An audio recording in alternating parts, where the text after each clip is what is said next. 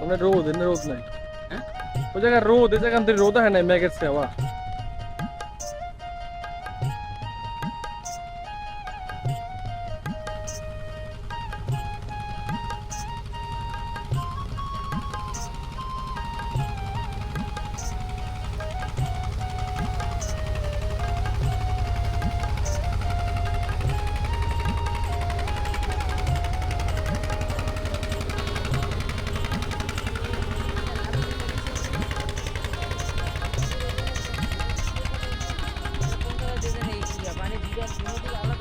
আরে এটা অন্য ভাই এটা এই জায়গা না সমুদ্রে